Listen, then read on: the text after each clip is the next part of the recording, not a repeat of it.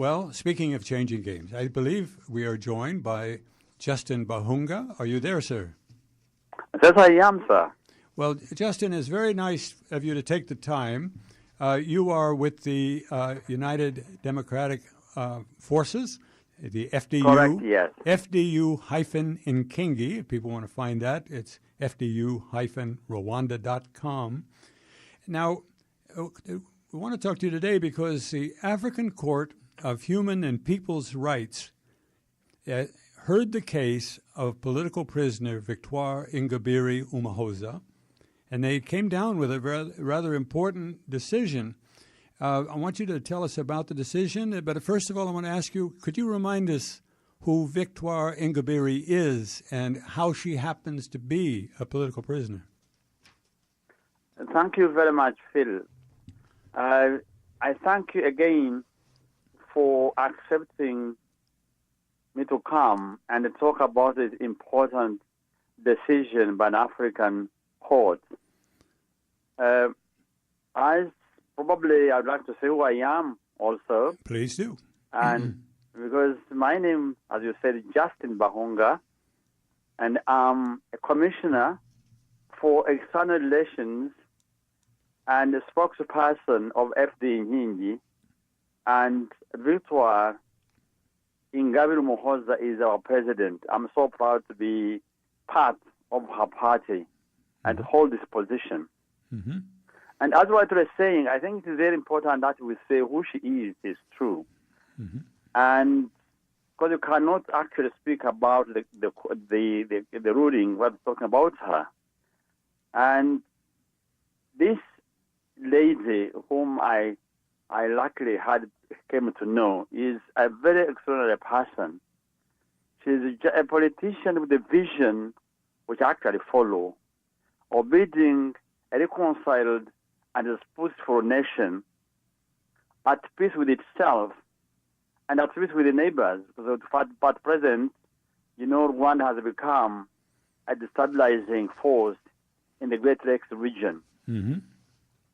And this lady, and that's why then I followed her, is she has all it takes to be a great leader. She has this rare mix of the qualities which I think and I admire, which include moral integrity, strong willpower, extraordinary courage, and selflessness. Mm-hmm. And also a great strategist. And it's very so interesting that, for instance, while many people, including myself, were either running away to greener pastures or running away from persecution, this lady decided to leave a very good job in Europe. She was in Holland, leave a lovely family, and then say, let me go and bring about a change in Rwanda. Because he felt there was a change, saying, if I want change, I must be an agent of that change. So it's extraordinary, and indeed, when she went down, she actually fell into the hands of a dictatorial regime. Mm-hmm. Which actually, as I said, what is happening now is that it immediately saw these qualities as a threat to the man in power, and the decision was to take her to prison to stop her from talking. Mm-hmm. Probably later I could actually say why they came with this decision, which is very clear, that the president immediately she arrived, they started harassing her and made certain statements which was very clear that she would end up in a prison. And that's on the basis of that, I think that's why this ruling has taken place. And I could also make some of the quotations before we move further, of the president himself, President Kagame, mm-hmm. that on the 23rd of May 2010, because she arrived on the 16th of January 2010, mm-hmm. and I was talking to a newspaper which you might know, The Monitor in Uganda, on the 23rd of May. And she said, this woman will certainly be where she belongs. And you know, in African terms, in dictatorships, it means a prison. And he adds, now the outsiders who want so badly Ingabire to be an opposition leader have soon or later to be our president. Well, they wait for a while. And this was echoed by the Minister of Foreign Affairs, who is a lady, by the way. Yeah, and talking to a reporter of this African newspaper, and they're saying, this is a place where they say women are so empowered, and said, there's no place for people like Ingabire in Rwanda. Not now, not in many years to come.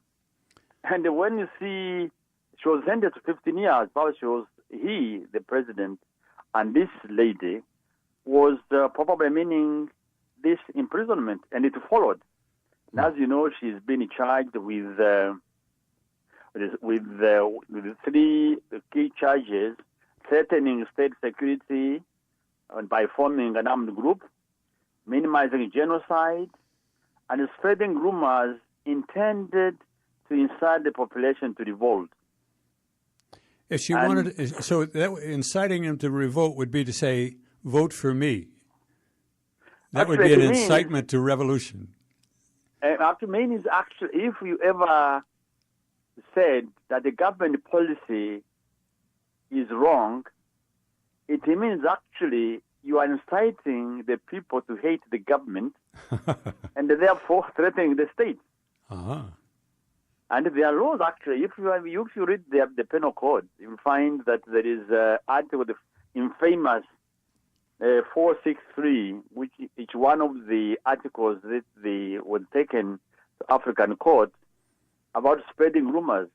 And everybody, every critic of the government would be in a prison. Ingabire, there is also Saidat, who was a journalist, and even there were 7 women who were arrested. They were going to the president's residence with a letter in which they were saying that if the government continues the way it is, then there could be more bloodshed in Rwanda than before. So they were hard saying. So that was again that was interpreted as inciting the population against the government. So an opposition, there can't be an opposition, because what would you do if an opposition and you cannot criticize the government or a policy? That it is a challenging problem. But it seems, by the way, it's a challenging problem for all those Western governments who support this government. We're always told here that they now have a parliamentary democracy. Half the parliament is women, and therefore it's just the best of all possible worlds, I suppose. But the reality is that not only she, but also the Diana Wigara, another woman. By the way, it's a very interesting fact that one is, if we speak of the ethnicity of Rwanda, one is Hutu, one is Tutsi. Each is in prison for saying that the president is a tyrant. Not even that, even trying to challenge him to become a asking if they can call him one. You want to contest and say, I want to become president also, you are in trouble. Yes. And that's why this question of saying I was 64% in parliamentary women, but for us the issue is not the number, the issue is how can we influence the policy. And we challenge anyone to tell us what kind of policy, which is pro-women, these are being promoted by these ladies in the parliament. So they are selected or according to allegiance to the president. So if there is anything to pass, then they just rubber stamp it. That's it. Yes. And that's why I was rightly saying this young lady, 35-year-old, doesn't have any political party. And the president is so threatened that she wants to stand. Yes. And again, there's another young lady who's in prison also. We don't actually the unsung hero, but she's just one ordinary young lady called Leonika Sengaire. She's been in prison for the last for 4 times. She's now in prison for the 4th time. Mm-hmm. Another young lady, because she was carrying food to Ingabire in prison. And we are trying to convince her not to leave, not to take the food anymore, and also to leave the party. As simple as that. And so she was arrested basically for humanitarian concern for a prisoner. Yes, and because it's by simple that prisoner is for a political party which they don't want. Therefore, that's a crime. Yes. Oh, this is really quite remarkable. So she was convicted by the Rwandan court, not surprising, and now there's been an appeal to this court, which, by the way, I really hope people will start to learn about. This is the African Court of Human and People's Rights. It is based in Arusha, Tanzania, and it is a court that was put together by the African states themselves. Absolutely. And they, and so tell us about that court and what was their opinion? Because this decision just came down only days ago. Exactly. Actually, it is very, very important to make a point that actually this court was decided by the African heads of state and the government, and it follows on also the African Charter on Human Rights. Mm-hmm. Is one of the emanation of that. And it is quite important because it has ruled actually following the complaint of Mrs. Ingabire after being failed by the Rwandan system. Mm-hmm. And the Rwandan government had tried to get out of it because they knew they want to lose. But they forgot it actually have to be a notice with the 1 year before. So the ruling that actually the appeal was that she was denied her rights. She didn't have proper defense, and then also they didn't have the minimum standard of legal defense. And in the ruling, actually it was accepted that this has happened. And why it is important is that had this already, Amnesty International had itself at the end of the trial said the following. I said the case of opposition party Ingabire is the culmination of a flawed trial that included politically motivated charges. Human Rights Watch on its part had said the trial as unfair because of charges were political, the evidence was unreliable, and Ingabire was denied the presumption of innocence, and the judiciary was biased. Mm-hmm. And also the EU Parliament had also passed a resolution with the situation in Rwanda, the case of Ingabire, but at the same time said actually she was a political prisoner. So that it is done by an African court is very important. And especially that the government of Rwanda, whenever it is done by someone outside, they say these are Europeans, they don't understand our situation. That's take into context. So that's why it becomes really important. That is done by an African court, which will set up the African heads of state. Yes. Now that makes it very important. Yes. Very important, and you're quite right. I mean, I know that President Kagame has always used the very device you mentioned, which is to say, well, those are foreigners, those are Europeans, they have no business. But this is an African court, and my understanding is that it will be the states of the African Union who are to receive this judgment and urge that it be implemented by Rwanda. And if I'm right, I think there's some irony here, because isn't Paul Kagame destined to become the leader of the African Union in 2018? In other words, he would be told by his own court to enforce this on his own court? Absolutely. That's quite important, because Rwanda always cross your has fingers been on that one. Absolutely. The whole point is that Rwanda has been lying on external image. It doesn't really care about the population, the external image. And this image actually being eroded. And I was going to say that Ingabire, when she was leaving for Rwanda, one friend, European friend, said, "You young lady, how will you be able to go to pass through the fortress of Kagame?" And she said, even if I can remove one brick in the wall, I would have made my contribution. Wow. I think this is really a big break which has been from the war. In terms of one has built a kind of a big machinery, especially very well paid public relations officers in Europe. And I could cite some. There is one called This Point, which was being paid $50,000 a month for 2 years. And there was another one which was recently, is formed by the former director of communication, Tony Blair, whom they were paid, it was in the papers, £1 million to brand the image of Rwanda after the mapping report has come out. So coming back to the point, is Rwanda is definitely a big problem in terms of image. Yeah, they're angels. They're angels like Mr. Blair, Mr. Clinton are going to have to work overtime to explain this situation. We're speaking to Justine Bahunga. He is the spokesperson for the United Democratic Forces, FDU-Inkingi, FDU-Rwanda.com. I urge you to go to that site. But now is it true that Rwanda, since it's beginning to have problems in this African court, is no longer participating?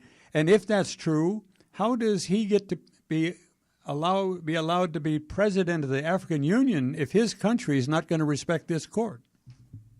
Exactly. We are looking forward to that because as I said, what's very funny is that after they had demanded to leave the African court, they managed in July last year, because they had the summit held in Rwanda, to get one of the judges who was in the panel that condemned Victoire to 15 years to be part of the court. So she was going to be part, or is part of would have been sitting on the panel that heard the case. Exactly. The judge who convicted.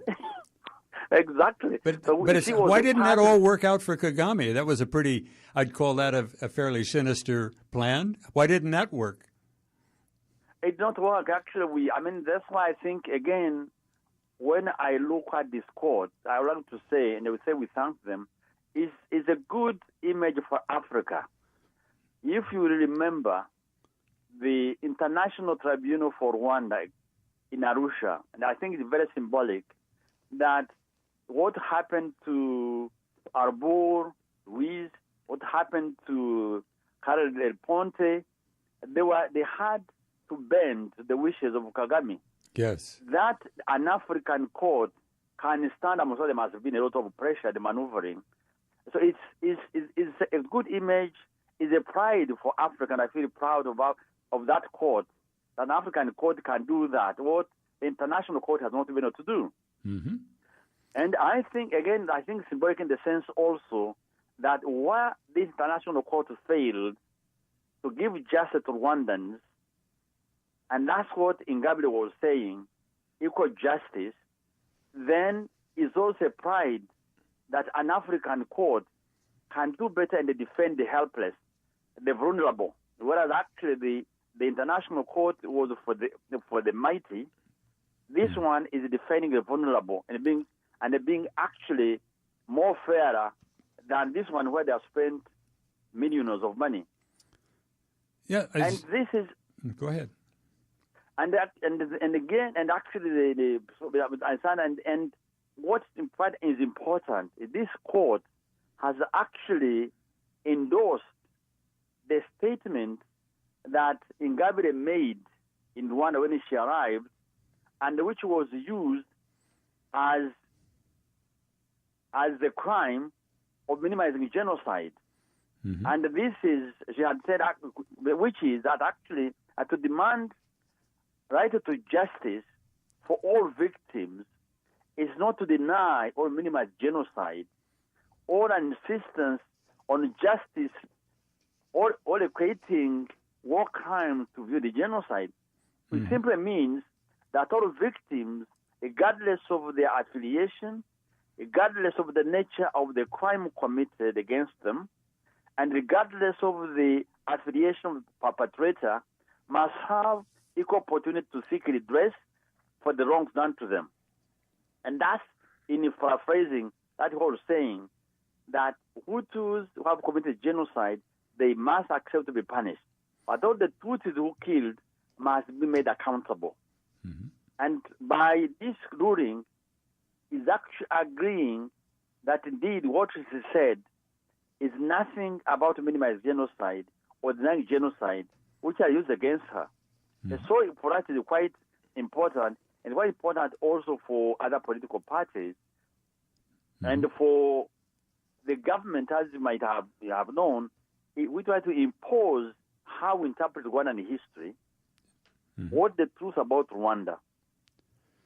Yeah. No, the court is, you're quite right. This is quite a moment in African history. Can I ask you, this again is Justine Bahunga, and he is a spokesperson for the United Democratic Forces, FDU-Inkingi. Is Victoire, whose name translates victory, is victory aware of the decision? Has she, because she's in a rather difficult spot. Tell us about her prison conditions and also of her co-prisoner, Diana Wigar. They're both kind of in difficult positions, but has she been informed, would you know? I think something was important we have to talk about. I think probably the most timely to say that.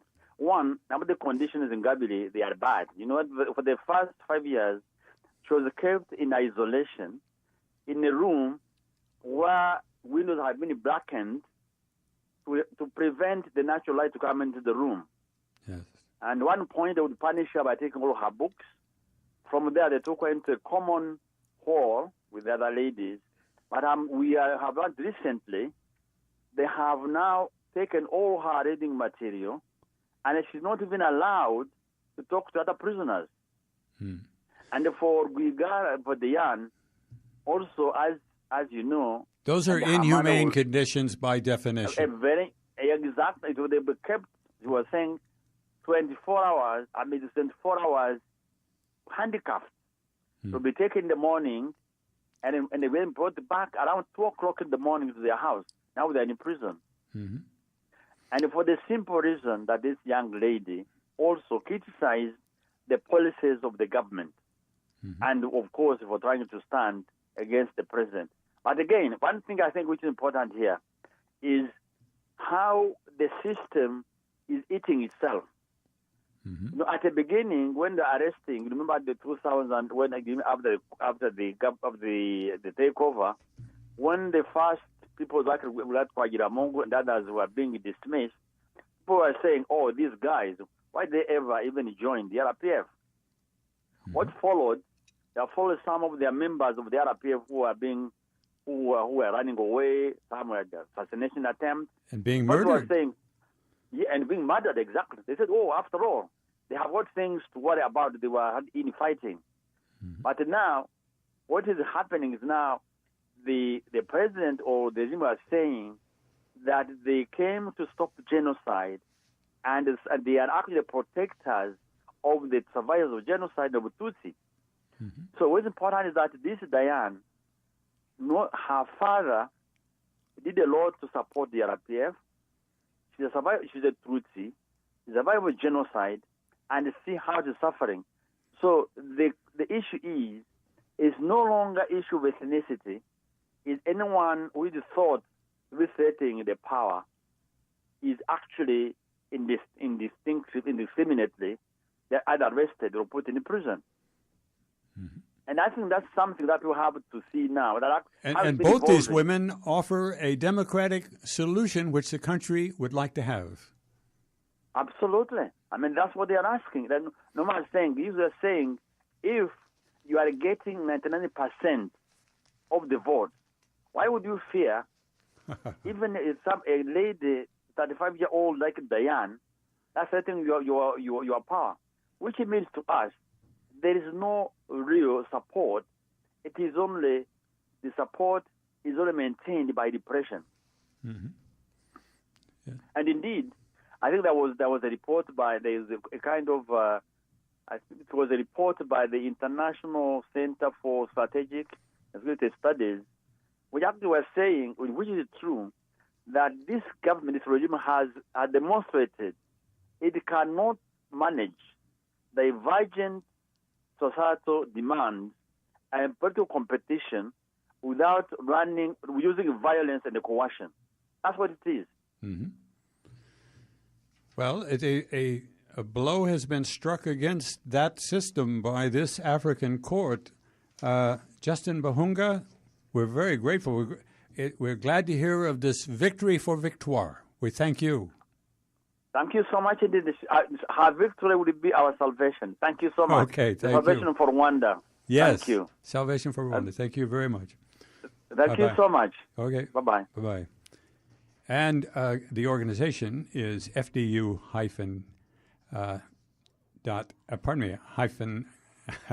FDU hyphen Rwanda.com. And you're listening to the Taylor Report, and I would say editorially, we told you so.